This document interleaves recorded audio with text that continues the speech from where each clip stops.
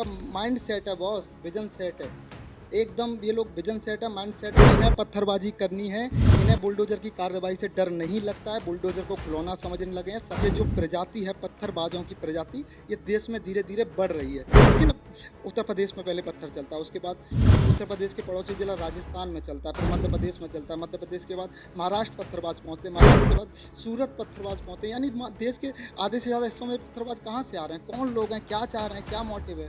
खुलासा हुआ कि उन 6 बच्चों के पीछे 27 लोग और पर्दे के पीछे बैठे थे जो इस घटना को अंजाम दे रहे। तो अब क्या लगता है अपराधियों में, या जो पत्थरबाज, जो ये नई उपज पैदा हुई है, प्रजाति जो पैदा हुई है, क्या लगता है बुलडोजर को खिलौना नहीं समझते? अभी क्या हम लोग देख रहे हैं कि कश्मीर की पत्थरबाजी थम चुकी है और देश के राज्यों में आने लगती है पत्थरबाजी। आने कैसे लगी है? कोर्ट का कोई फैसला आया है, पत्थरबाजी। सरकार कोई फैसला ले, पत्थरबाजी। हिंदू शोभा यात्रा निकले, पत्थरबाजी। क्या पत्थरबाजों को अब बुलडोजर एक्शन से डर नहीं लगता? क्या इन पत्थरबाजों ने बुलडोजर को खिलौना समझ लिया है? नमस्कार, स्वीकार करिए, वैभव दीक्षित के साथ आप देख रहे हैं अपना उत्तर प्रदेश न्यूज। बुलडोजर, जब ये नाम हमारे जहन में आता है तो सबसे पहले एक चीज ही दिखाई देती है, वो होती है अपराधियों पर ताबड़तोड़ कार्रवाई। लेकिन ये मामला सिर्फ प्रदेश तक ही नहीं सीमित रहा। इस मामले को लेकर देश और विदेशों में भी चर्चा हुई। लेकिन आज हमारे साथ हमारे साथी संदीप जी, जिन्हें ये लग रहा है कि बुलडोजर का खौफ, बुलडोजर एक्शन की जो ताकत थी, वो अपराधियों पर अब भारी साबित नहीं हो रही है। संदीप जी, आपका इस वार्ता में स्वागत है।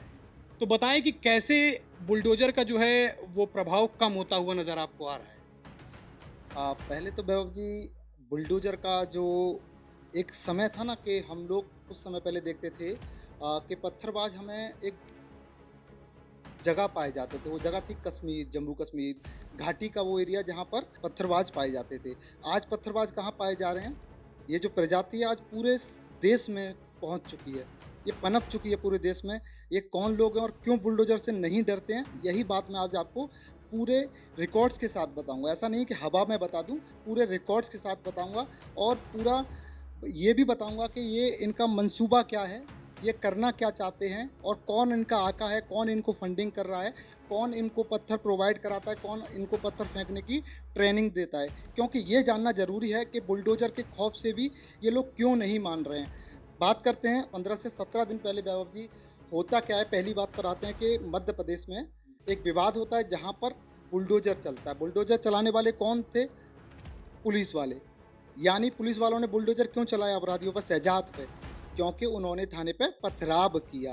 अब पथराव किया तो बुलडोजर कार्रवाई हुई, तो शहजाद का घर ढा दिया जाता है, उसकी लग्जरी गाड़ी आप देखते हैं कि बुलडोजर से चकनाचूर कर दी जाती हैं। इसके बावजूद भी क्या होता है, ठीक 15 दिन या 17 दिन बाद सूरत में गणेश पांडाल पर पत्थर फेंके जाते हैं, जबकि इन्हें पता था कि ये पत्थर फेंकने वाले लोग, कार्रवाई भी होगी, थाने भी जाएंगे, जेल भी जाएंगे, इनके पैर भी तोड़े जाएंगे। पर उसके बावजूद भी जो बुलडोजर का खौफ था वो कहाँ गया?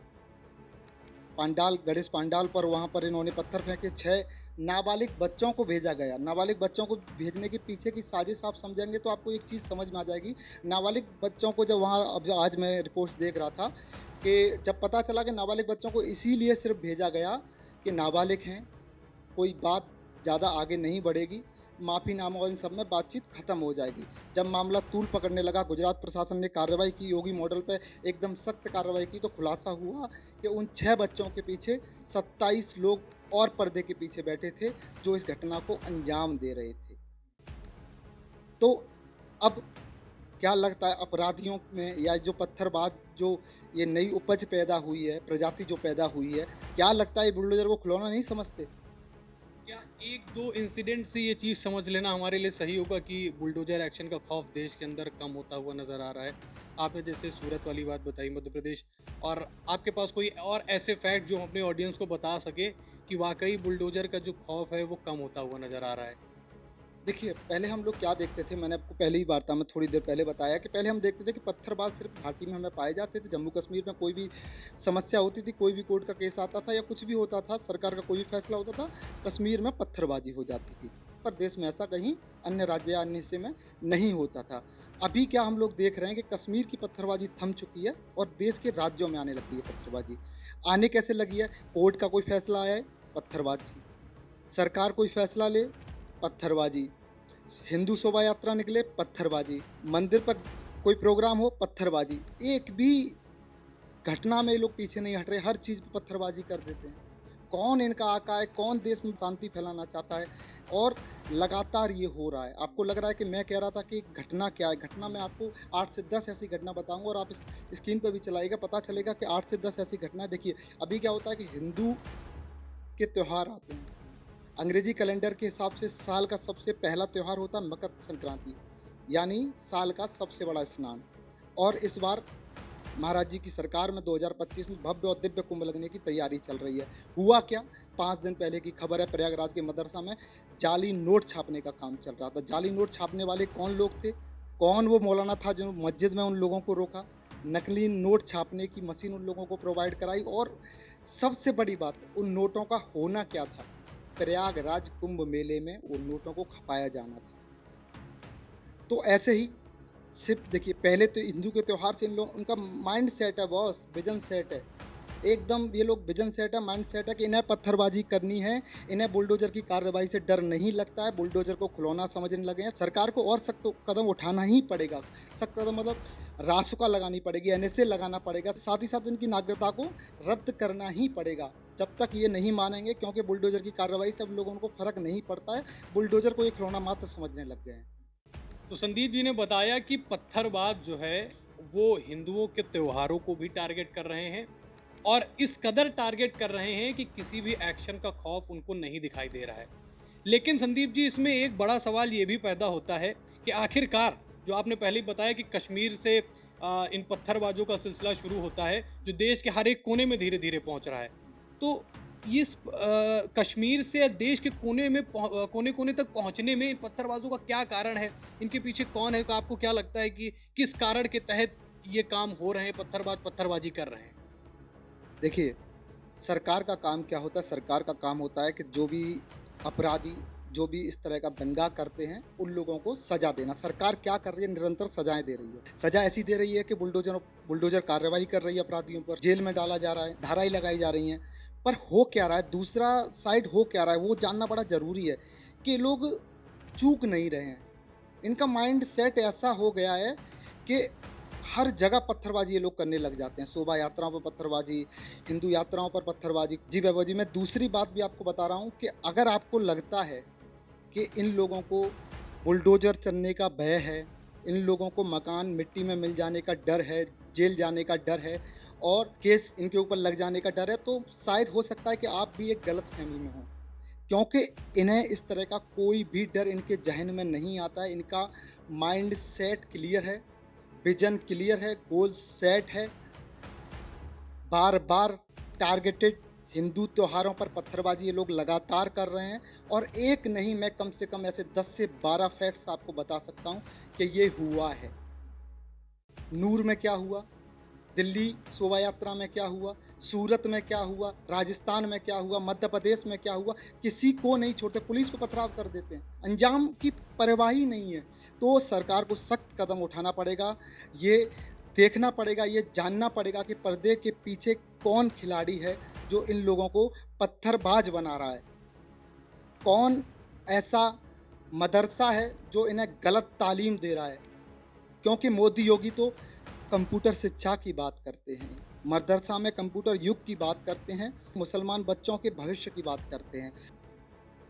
देखिए, संदीप जी की बातों से कुछ चीज़ें तो साफ सामने आती हैं। प्रयागराज का वो मामला जिस मदरसे के अंदर जो है लोगों को ब्रेन वॉश करने का काम किया जा रहा था और उस 600 बच्चे वहाँ से जा जा चुके हैं। ब्रेन वॉश होके। एनआईए और यूपी की बड़ी बड़ी टीमें उन 600 बच्चों को ढूंढ रही हैं कि क्या बच्चों का वास्तविक ब्रेन वॉश हुआ है। उस मदरसे में नोट छापे जाते थे। नोट क्यों छापे जा रहे थे? कुंभ का मेला होना है, 100 के करारे नोट छापे जा रहे थे भाई साहब, मौलाना की मौजूदगी में। क्यों? क्योंकि कुंभ का मेला होना है, हिंदुओं का सबसे बड़ा पर्व है, और वो सारा पैसा कुंभ के मेले में खपाया जाए। देखिए संदीप जी, ये बात कहीं न कहीं सही है कि कोई भी अपराधी जब अपराध करता है, वो भी एक बड़े स्तर पर करने का प्रयास करता है, तो अमूमन उसके पीछे कोई न कोई होता है, जो उसको पीछे से पुश करता है या उसे ऐसी हेल्प करता है जिससे वो देश के अंदर उपद्रव कर पाए।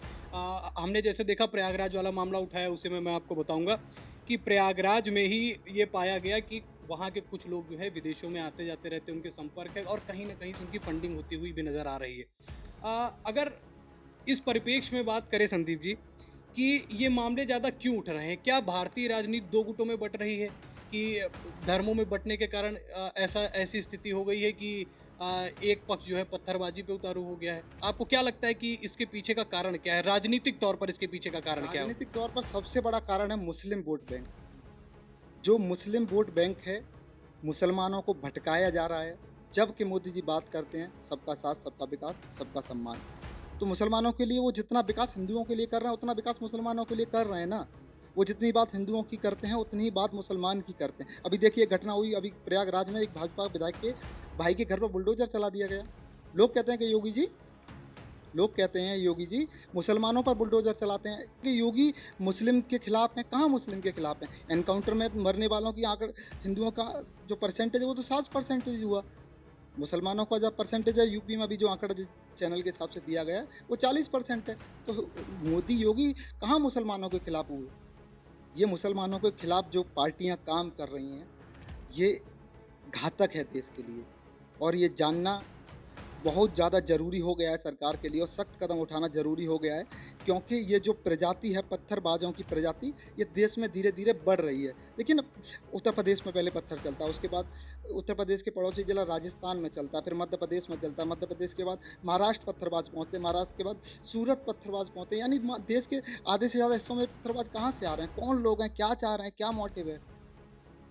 कहीं न कहीं मतलब इसके पीछे एक विपक्षी दलों का हाथ है, जो पत्थरबाजों को आगे बढ़ाने का काम कर रहा है, ऐसा कहा जा सकता है। बिल्कुल कहा जा सकता है। जबकि जब मध्य प्रदेश के शहजाद के घर पर बुलडोजर चला तो आपने नहीं देखा, राहुल गांधी से लेके विपक्ष के सारे नेता कह रहे थे, खास करके प्रियंका गांधी का ट्वीट आया कि शहजाद के साथ गलत किया है।